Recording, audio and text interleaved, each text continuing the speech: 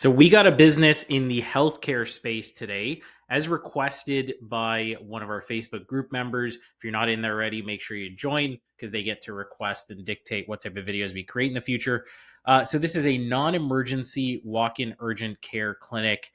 They wanted to see some urgent care stuff, and so healthcare right now is definitely at a relative peak. There's a lot of private equity activity in this space. And so as a result, prices for everything medical and healthcare are going up, which is reflected here as well. $1 million in cash flow, which is probably really only 800,000 or so in EBITDA. But to be determined, obviously, asking 4.99 for their, so they're asking 5 times what cash flow they can see. There's some equipment, and this is a multi-location setup. So 15 years ago, this is built up, non-emergency walk-in care or walk-in urgent care, which kind of counterintuitive there, but effectively it is a large clinic in the area doing a lot of workers' comp and absentee, which is probably the explanation for the purchase price. Because when you own an urgent care clinic, you don't need a medical license. Now, certain other clinics, for sure, you need medical licenses, and there's obviously state-based licenses as well, or state-based regulation as well. But the owners in their 70s, 100% absentee, that is pretty attractive to someone, especially private equity, who wants to invest in space like this. So something to be aware of, that you are dealing and up against very well-funded folks in these types of situations. Now, one thing that is not great is right here, accounts receivable. So unbilled receivables at 1.2 million. You obviously want to investigate here. Is this stuff that actually can't get collected? Because there is a lot of medical cash that can't get collected when you have billings out into the private sector. So to be determined what that breakdown is, private sector versus insurance, and don't really give that breakdown here to make sure that you're actually getting paid. And you obviously want to see what they're writing off, what they're not. Now, the cool thing is that, I mean, this is already set up for someone just to take over. The owner's willing to carry 25% as a seller finance, which is awesome. It's good profit margin. Now they probably went and shopped this to one SBA lender, and they just said, yeah, someone got to come with 15% down before they can buy it. That's not always the case. But it always depends what your background is, how strong it is, what you negotiate on this 25% in terms of what they're going to hold back and so on, and what you're actually going to do with this AR, right? Because this is unbilled revenue that may not be receivable. It may be just, stuff you got to write off, So all of that has to be determined. But overall, it's a good sized business. There's a good amount of equipment in it. You got to determine whether this stuff needs to be replaced. If so, that is very expensive. So you got to make sure you account for that. And at the end of the day, the firm is actually a pretty good firm for a lot of this stuff. They're a good advisor for a lot of this stuff. So they typically get a well negotiated deal. They don't set crazy expectations. Typically, I want to stress that. But the fact that they're offering transition, even though the owner's already absentee, kind of interesting.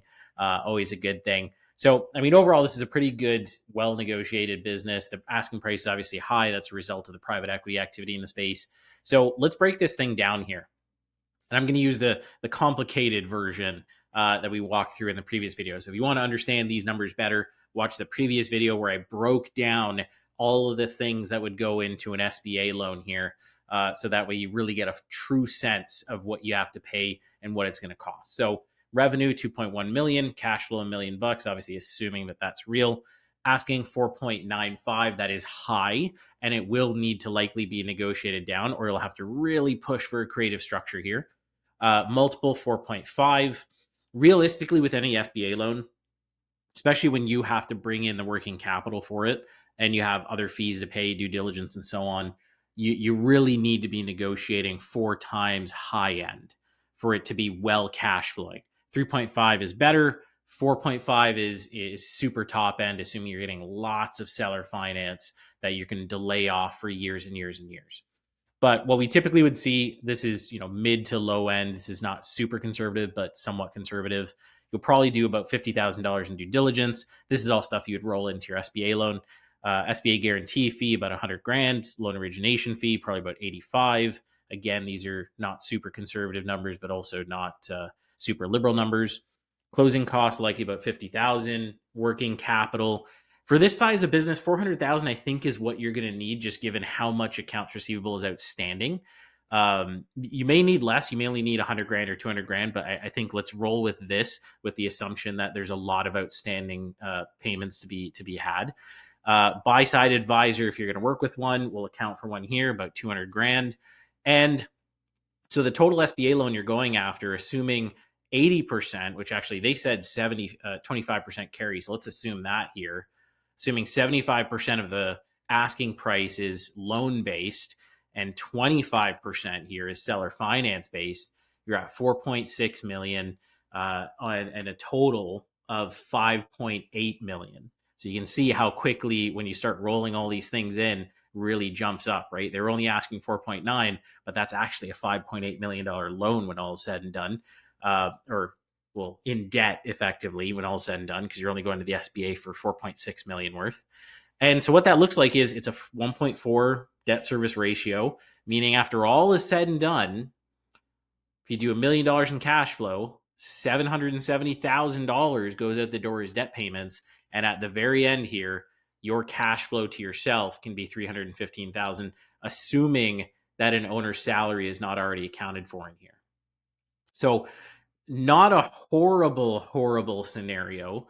What I would personally do, just to give you that breakdown, is I would probably either ask for a reduction in asking price here, or if I really just wanted to meet them at this asking price and say, hey, I'm going to meet your price, but you got to meet my terms, I would shift this around and say, hey, I will do 65% as a loan, cash in hand for 4.1 after everything, but cash in hand, effectively about 3.5 million or 3.25 million, and I want you to finance 35%. That gets us a little bit further up here. We're closer to 400,000 after all is said and done. We're still not at a true 2x, but if I really wanted this business, that's where I would go. If I was okay with a take it or leave it scenario, easily I would come here and do, hey, it's 60% maximum, probably even 50%, 40% here. And, I would take that deal in the healthcare space all day long. 2 times you're, cash flowing $500,000 every year. So something to be aware of in this space, but it's going to be hard to find true 2 times debt service ratio deals in healthcare, just given where the market's at, unless you're buying things like physician clinics or otherwise where you need medical licenses. And so there's only such a big buyer's pool that can be had. But in a business like this, absentee, the owner's not even in the country, anyone effectively around the world and definitely across the US can buy it. It's going to be a big competition type of deal. So take a look out for that. This is a pretty interesting deal. If any of you are interested, it's in Indiana, although, like I said, you can probably buy it anywhere. I'd definitely take a look if it's still available, but cool deal.